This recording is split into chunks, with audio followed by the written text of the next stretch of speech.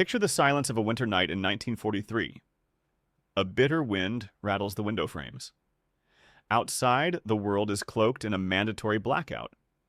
Inside, there is no hum of a furnace, no click of a thermostat. There is only the low glow of a small fire, and the chilling knowledge that the fuel pile is shrinking. During the Second World War, resources were the lifeblood of the military. Coal, oil, and even firewood were ruthlessly marshaled for the war effort. This left civilians to face brutal winters with severely limited supplies.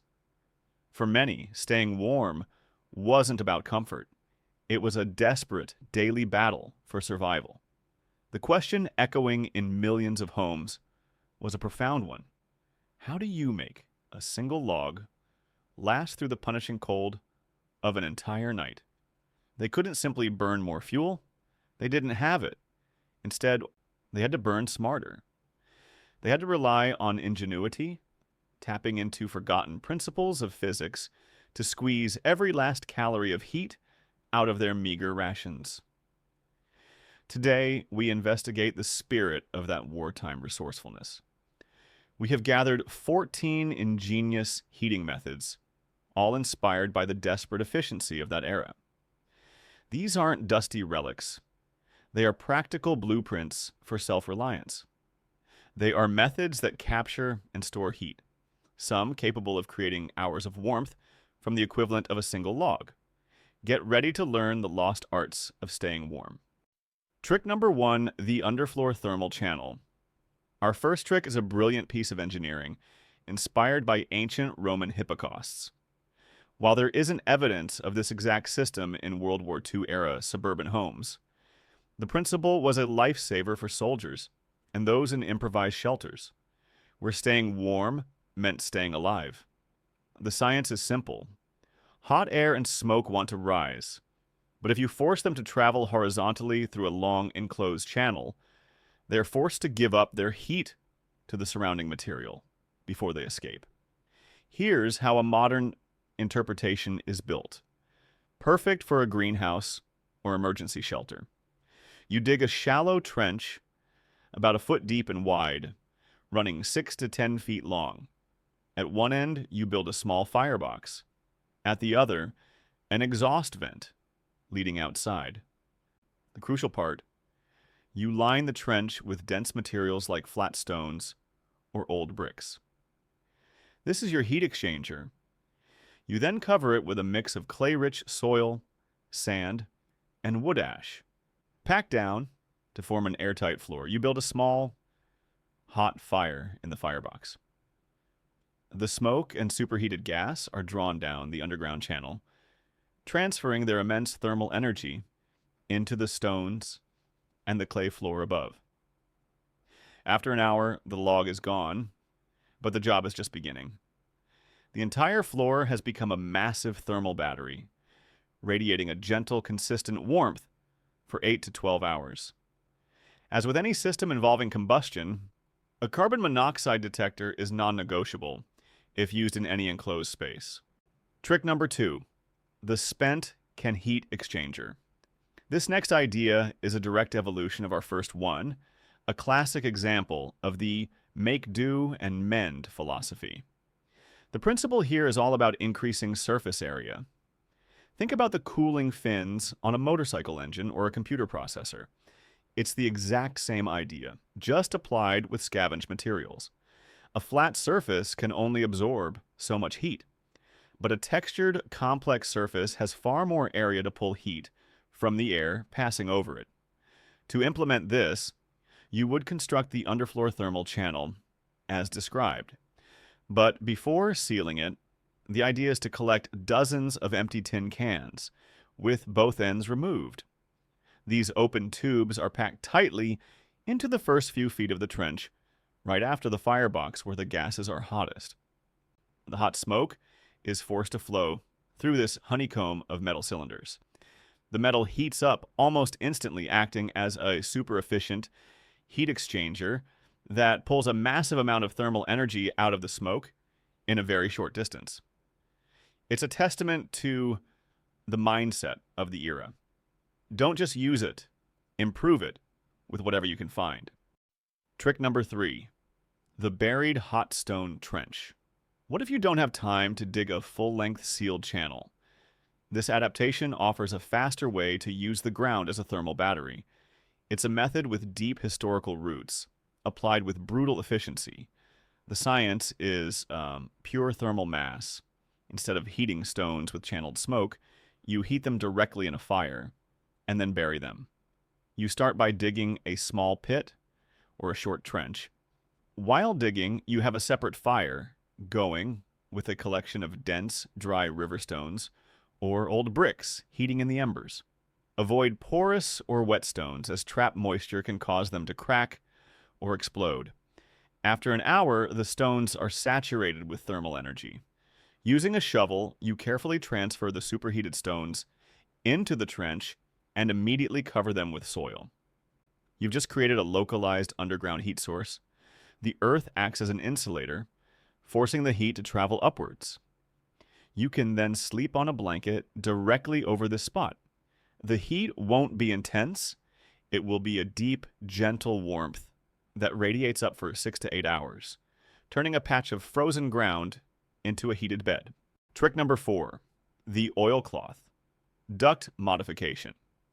Our fourth trick is a clever modification that speaks to the need for control.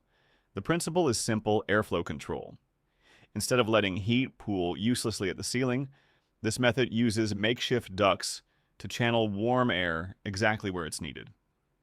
While sheet metal was unobtainable, materials like oilcloth, canvas treated with linseed oil to be airtight, were more available. The idea is to fashion a wide hood out of oilcloth and suspend it above a small, efficient heat source.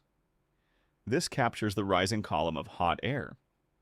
A long, flexible duct, also from oilcloth, is attached to the hood and run along the floor to a bed or a chair. A gentle stream of warm air flows through the duct, delivering targeted heat. It wasn't about heating the whole room. That was a luxury. It was about creating a small bubble of survivable warmth. This method highlights a crucial aspect of wartime efficiency. Don't heat the space. Heat the person. Trick number 5, the heated stone. Heat bank. This is one of the most ancient heating methods, revived with urgency during the war. It's the original portable heater. The science is, again, thermal mass in its purest form. A dense stone can hold a tremendous amount of heat, and it releases that heat safely and slowly, with no flame and no smoke. The process was part of the nightly routine. Smooth, dense river stones were placed in the hot embers of the cooking fire. After an hour, they would be retrieved with tongs, wrapped in several layers of thick cloth, and placed at the foot of the bed. They were, in effect, low-tech, reusable bed warmers. A good, dense stone, properly heated, could radiate usable warmth for 6 hours or more.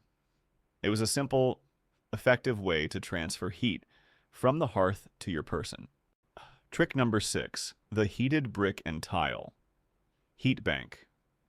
This trick is a direct cousin of the heated stone, but using man-made materials that were often easier to find in an urban environment. Bricks, being flat, are excellent for warming beds.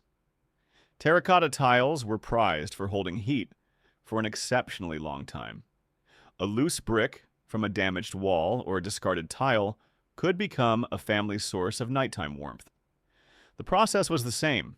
Heat them by the fire, wrap them securely, and deploy them. One popular technique involved placing a heated, wrapped brick in a small wooden crate.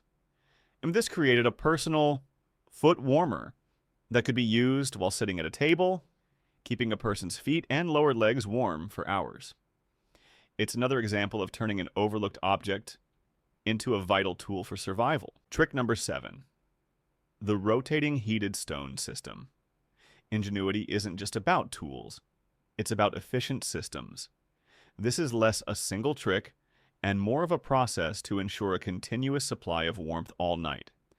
The concept is based on workflow efficiency.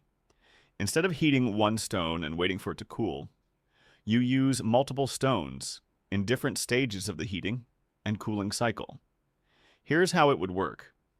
A family would have a set of 4 to 6 heating stones. In the evening, all the stones would be placed in the embers. At bedtime, you'd take the first 2, wrap them, and place them in the bed, leaving the others in the still warm ashes. Around 2 or 3 in the morning, as the first stones cooled, you would wake, take them back to the hearth to recharge, and retrieve the next 2 intensely hot stones. This simple rotation ensured a powerful source of heat was always present. It's a perfect illustration of how planning was just as important as the tools themselves. Trick number 8. The tin can rocket stove. We now move from heat storage to incredibly efficient heat generation. The tin can rocket stove is a marvel of combustion science. While the modern rocket stove was perfected in the 1980s, its DNA comes directly from the improvised trench cookers and hobo stoves of the early 20th century. The science behind it is the chimney effect. The stove is built with an insulated vertical combustion chamber. As the fire burns, the hot gases are channeled upwards with great velocity, creating a powerful draft that pulls a huge amount of air into the fire. This leads to hotter, more complete combustion. The result is an astonishing amount of heat from a tiny amount of fuel, like twigs or small chunks of a single log. Building one from 3 large tin cans is a classic DIY project. The design focuses all the heat into a single point at the top, making it effective for boiling water or heating stones for your heat bank. A critical warning, these devices are for outdoor use. Using one as an indoor space heater without proper professional ventilation is extremely dangerous due to the risk of fire and carbon monoxide poisoning. Trick number 9, the forever wick. Burner. Often called a buddy burner, this device creates a slow, steady flame from scavenged materials. It's a classic example of improvising with whatever you can find, though evidence for its widespread use by World War II soldiers is not well supported by historical records. The principle is capillary action.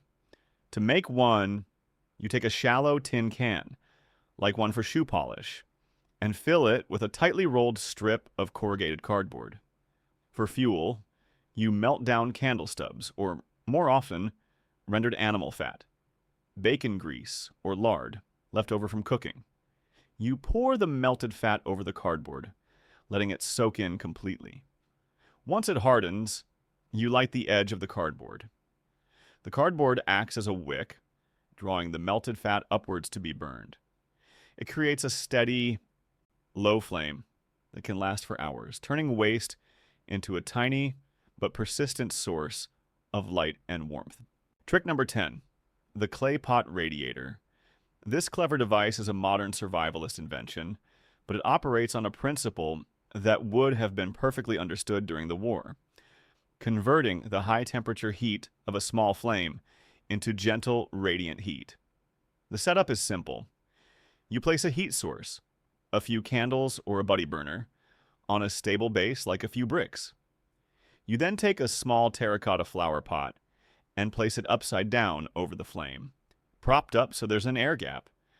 Next, you place a much larger terracotta pot completely over the smaller one. Here's what happens. The flame heats the air inside the inner pot to a very high temperature. The inner pot radiates heat, which is captured by the larger outer pot. The outer pot heats up slowly and gently radiates this warmth out into the room. You have transformed a small plume of hot air into a large radiating surface. However, tests have shown these do not create more heat than the candles alone. They only change how it is released. And a critical warning, they must be placed on a fireproof surface and never, ever left unattended due to fire and carbon monoxide risks. Trick number 11, the multi-pot radiator system. This is a simple stacking method that elevates the clay pot heater concept by increasing its thermal mass and surface area. The principle is cascading heat transfer. By adding more layers, you create a more complex path for the heat to travel. You would start with the same base and heat source. You place your small inner pot over the flame, but now you use 2 or 3 progressively larger pots stacked over it, often suspended with a central bolt and nuts to create air gaps. The innermost pot gets extremely hot, radiating its heat to the second pot, which radiates to the third. This tiered system creates a larger thermal mass, meaning that after you extinguish the flame, the stacked pots will continue to radiate warmth for a significant time, like a heated brick.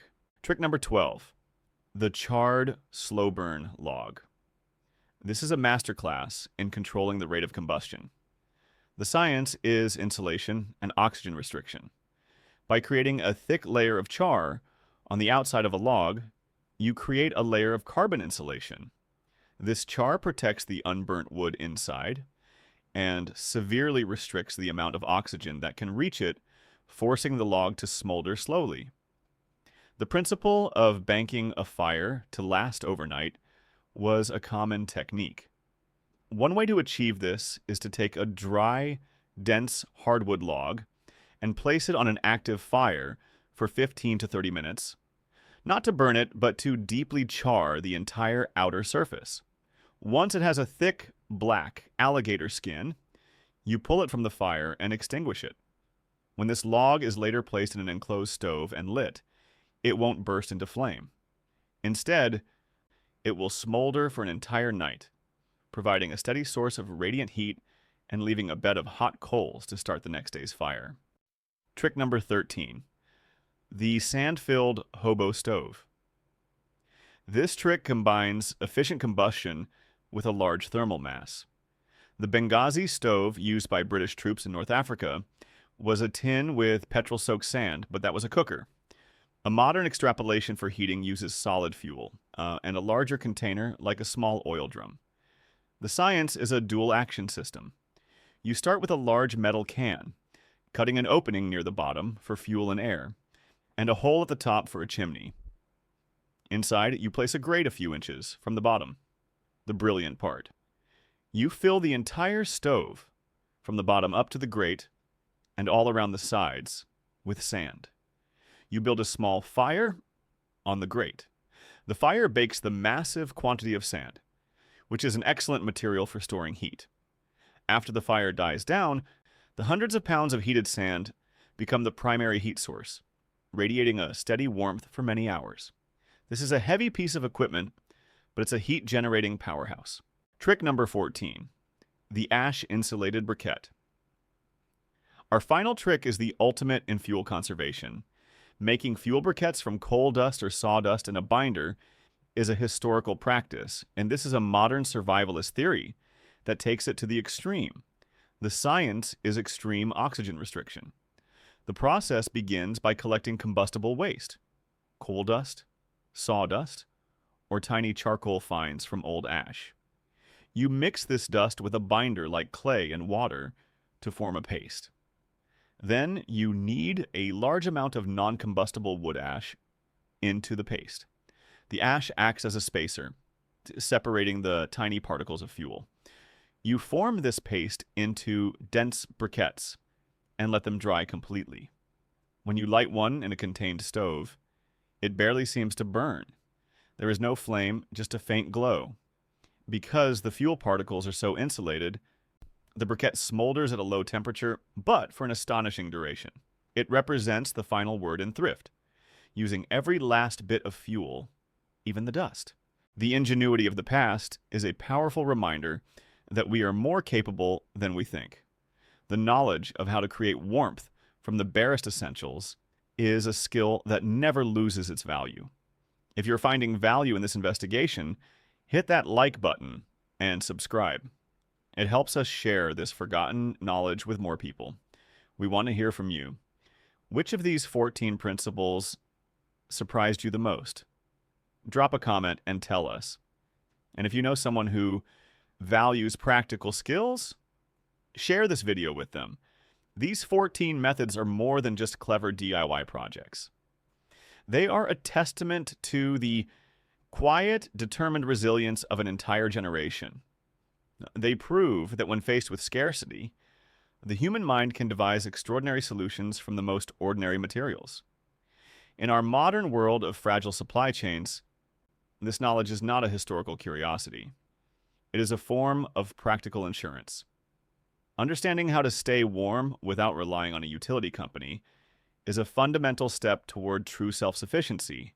The secrets of the past aren't meant to stay in history books. They are a blueprint for a more resilient future. The power to provide for yourself is, and always will be, the most reliable power you can own. Stay warm, stay prepared,